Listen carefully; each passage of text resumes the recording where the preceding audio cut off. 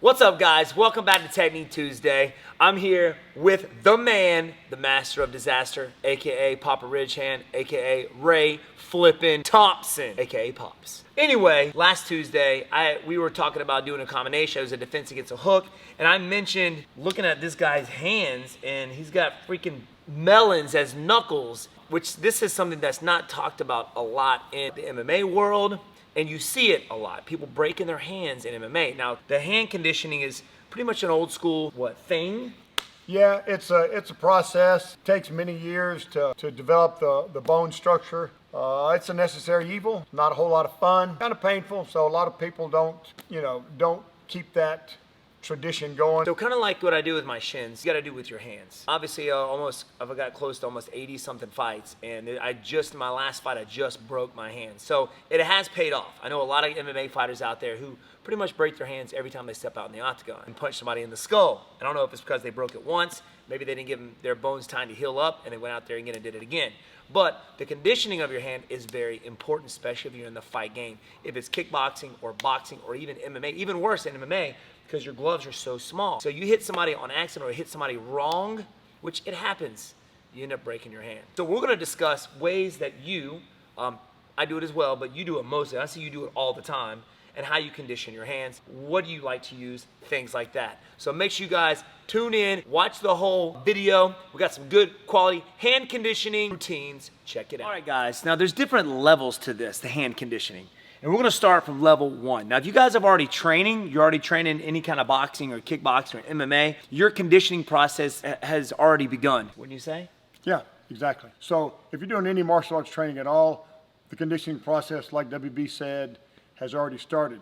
Now, it's best to start off with gloves, especially if you work in the bag, because when you work with gloves on a bag, not only are you conditioning the wrist, like he said, but you condition that whole structure. Just the pounding reverberates energy back throughout the entire system, and it helps to thicken, densify, harden, whatever you want to use, whatever term you want to use. That whole process. Once you're feeling good about your bag work, then you can maybe shuck the gloves. Start going barehanded. Ooh, take it a step up. Yeah. Do another level. Yeah, do another level up. Maybe you want to get into breaking or whatever. So you still got to continue to breaking people's skulls. That's possible. You still got to continue that process. Go bare knuckle. You always want to work on hitting right for conditioning, and you want to work on hitting wrong, which we'll elaborate on that a little bit more on the Maki. It's going to take time. Yeah. Can't do it overnight. And that's the thing. That's going to be the key. Everybody thinks they'll come out here and within a week already have conditioned hands. This takes years, you guys. If you wanted to compete, maybe want to, speed that process up by doing the no glove, bag work. Striking with the two big knuckles. Maki, getting on the Maki, which we'll go to in a minute. We're about to go to that right now. So, as of right yet, if you've never started, put you some gloves on and just hit the bag. You know what I mean? And after a few months of that, take the gloves off. And you ain't got to hit it hard. Just steady pounding on that bag. That will help condition. This is what we call, now it's an old school karate thing called the Maki, all right? Yeah, we call it, the Japanese Okinawans call it Makiwara. We call it Maki for short, much easier to say. The idea behind this is that it's a solid object. It's got to have some mobility to it. There's lots of different ways you can make this, but this is our system. We had it developed. We got movement there. It's a nice big piece of wood covered in leather. This is smooth. We have the tires down below, which I mentioned actually in my shin conditioning video about conditioning the skin. That's perfect for that. But the upper level, we have a smooth surface here. On this side over here, this is a little rougher. Which helps condition the skin as well. Which helps for conditioning the skin, the knuckles. Now this is kind of a serious setup. A lot of money went into this Maki, and I've seen Makis with just a piece of wood in the ground. It's got some give, and this is pretty serious. It's not your classic average Makiwara. You need that flex. Nice thick piece of wood. If you just stick it in the ground, there's no flex to it. Flex is important. Whenever you're hitting the Maki, you don't want to hit it hard, right? No. Just like I was talking about during my shin conditioning process, something you never want to hit. You don't want to hit very hard stuff hard. That's correct. When you hit the Maki, what you want to try to do is you want to hit it I do it for reps, okay? And I do what's called a dead blow strike. You don't hit it hard. You want to hit and squeeze, but you don't want it to bounce. You want to hit it and dead blow. And what happens when you do that, you deliver energy into the Maki, it bounces back, and you want the bone system, your bone system, to absorb that energy, causing the bones to harden. So when I mentioned earlier about punching right, I'm punching with the 2 large knuckles. That is the correct way to strike the Maki. 2 big knuckles right there, boom, okay? Now, not only do you want to hit with the 2 big, do you also hit with the 2 small ones? Yeah, that's well, what I was saying earlier. You want to strike wrong, and what that means is in a real striking situation, you don't want to punch somebody with the little knuckles, but it happens. So why not condition those as well? So it's going to be a boom, boom, and I'm not hitting hard, and this is all I do right now. How many reps would you start off with? What I do is, you might start off with like 20 reps, okay? 20 reps, 1, 2, 3, 4, 5, 6, up to a total of 40, 20 each hand.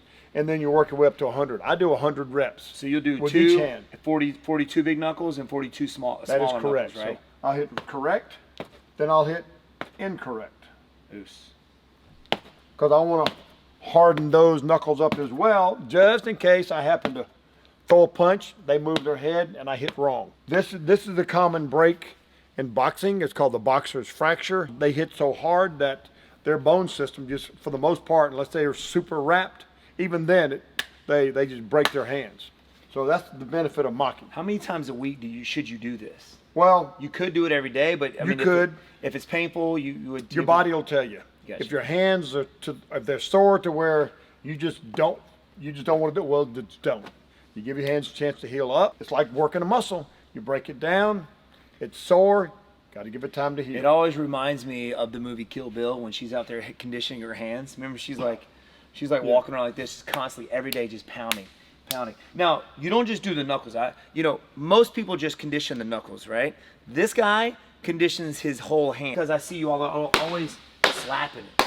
Now, that just makes your hand dense, makes it hard. Is that for like the open hand strikes? In a street situation, the palm heel strike, for me, is the best strike if you're going to strike someone hands down. In a street situation? In a street situation, even in an MMA situation. Nate Diaz, that Stockton slap. If he starts mocking it, he'd be knocking people out with that slap. Oh, he'd be Stockton slapping Come on, people Nate. to sleep. And it's also a dead blow strike when you do it. Let me get your spot here. Yes, sir. So all I'm gonna do is work. Notice I'm not just here. I'm just boom. I'm letting it sink in. I'm letting that energy bounce back on the palm. And it'll make your palm dense. You can tell. And you just work it. You do your reps. Rep it, baby. Forearms. I condition the forearms primarily for blocking. Not to hit. Yeah, you strike with them. Yes, for sure. But when you got big kickers like this guy throwing big, hard 2x4s at you, you got to have some conditioning on that arm to be able to withstand that. I'll sit there and smoke those roundhouse kicks directly into the arm because you feel the power. It's demoralizing when you feel that power and your arm just wants to go dead. Right. And you have nothing to block with. That's scary. That's a scary position to be in. I do my shins. I do my hands. I'm pretty sure Vicente Luque was doing a lot of skull conditioning. Yeah, he was definitely on the skull conditioning. That guy's tough, man. But anyway, guys, the Maki, you guys can build one, maybe not to this extent, but get you something out there. Even start off with just hitting a bag, all right? Condition those hands, especially for you competitive athletes out there that compete in MMA, kickboxing, forearms, condition them as well. I do this. I know Pops does this. Hopefully we'll have knuckles like that one day. Like we said earlier, it's a process. You got to make sure you work the process. Don't try to rush it. Don't try to rush it. So I wanted to kind of give this video because it's not talked a lot in the MMA world, even boxing. Hand conditioning is key. All right, if you go out there and you break your hands every fight, you're not going to throw your weapons as hard as you can when you step out there. If you know your hands are conditioned, like I was talking about my shin conditioning, I know my shins are conditioned, so I can go out there and throw these weapons as hard as I can without fearing I'm going to get injured. Same thing with your hands, all right? And this is something that I'm going to be getting on religiously after these hands heal up. I'm excited. I'm ready to rock and roll. Hand conditioning, baby. Thank you guys for coming out, hanging out with us for this Technique Tuesday. Hey, hit that subscribe, baby. Throw some likes down below. Make sure you leave some comments. I want to know what you guys want, all right? Let us know what you want to see us do. We're reading the comments. We want to put out what the fans want. You guys are important to us. We appreciate everything. You guys are awesome.